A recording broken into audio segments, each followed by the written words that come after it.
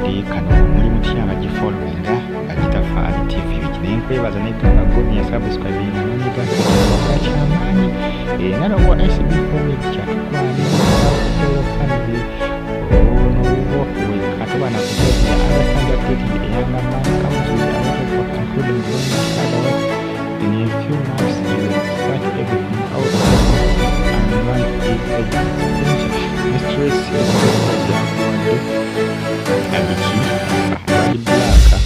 yavudde ng'agamba mukyala esibifamidiwa anitiima eswa esibifamidiya nsonga y'omuvubuka jjukira anitiima yagamba oyo okukoleka mu wiiki eno aniteera yagona n'alaga akalenzi ke nafunye afuna era nga badebulaga amusanukiddeko amukuleka ngaamunaayo mwaniriza badebulaka mwalina mbona tebalina mwalina kati anitiira information yetangirabwa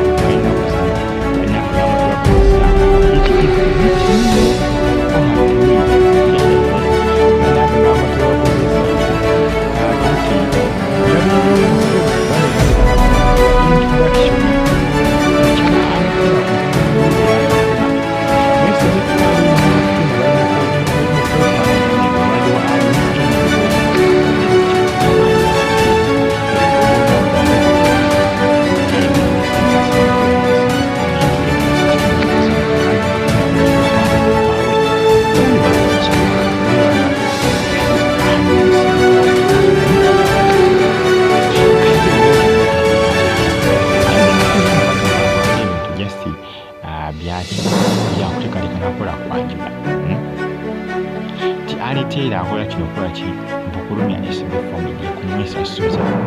ebanga yakantirako aniteera omukwasina musajja mu mmotoka lwagamba SB family mukwate nga tejjukira mbu ne aniteera liisa SB family nti yakola ki nti yamwendako nga addeewa ex-we gwe bagamba nti eyasasulanga abaana ku social media okuvuma aniteera n'okuvuma abalongo bye yazaala mwaka oguwedde mu gwali mwaka guwedde gwali mwezi ki bwebazaalira abalongo aniteera n'emyaka tegirwa mwaka guwedde oba gwali yali 2023 kituufu akali 2023 aniteera bwe yazaalira abalongo akali 2024 gwali gwa musanvu ndowooza mwaka oguwedde era nti no balaga aniteera bwe yazaala abalongo nti ex wa SB family nti yagula abaana ku social media ku TikTok n'abasasula nti bafuma abalongo ba SB family era nti no aniteera yeesasuza SB family kubangala okumuleka wadde wa ex we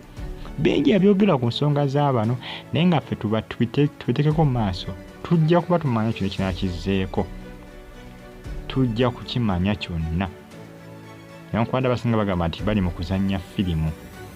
ndabanga ebirabika nga bitali bya firimu kwate bungamba nti bagenda kukola kwanjula kituufu eyinza okubeera nayo paati ya firimu eyokola okwanjula kweri binconfusingamuko sometimes naye ensonga zizo SB phone ya mama fini babadde ku kivo kya Adin Skin olunaku olw'eggulo bagenze out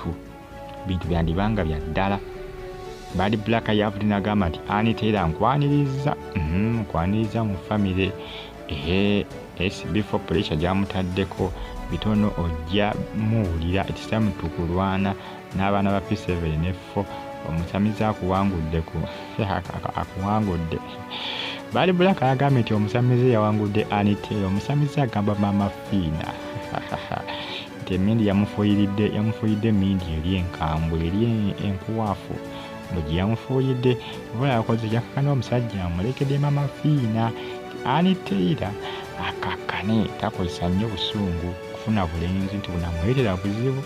kubanga nti buno obulenzi bugenda mwetira entalo nti atukisanga alwanagana abaana ba P4 manyanga ba P7 ne senior 4 mbo kugambye bibitambula kadde kano ku social media kugamba nti followinga yato subscribe ngonyige kale bagita Fale TV gifali yugi news KB TV gikosa na KRTV Uganda now abali mu ggwanga lya Kata iraka bagida lyomani bagamba nti mwakola kyamanyi okubanga mwa subscribing ne munyigane kale ensonga zezo bizibu ku side bambi ya mukyala Anitera wa SB4 media bizibu ku bizibu si byangu naye nga obulamu bwe butyo ensonga bwetyo si byangu wadde nakamu kusaidia Anitera mukazi wati kimuluma obuli Anitera wada kyagala omusajja ndo za SB4 media baye yakoye akati nze nawe buli mukati alagako munne buli omu yafunyeeyo yageza ne lima mafiina Anitera yafunyeeyo keri ebirenze lirala bintu byakulagako onawulira nze ninze kwanjula kwaniteira nga babitambuza ku mitimbagala amanyisa baye batasidde okubitula obitambuza nga bagamba se baniteira agende yakoze okwanjula ne bannange manya nga bateekateeka kubanga bakola okwanjula tannakukola naye bateekateeka kubanga akukola kibula ebintabulidde nonkwade mu kusaka bagambye nti eno just film engeri Anitera gyalina ekibiina ky'abazannyi ba film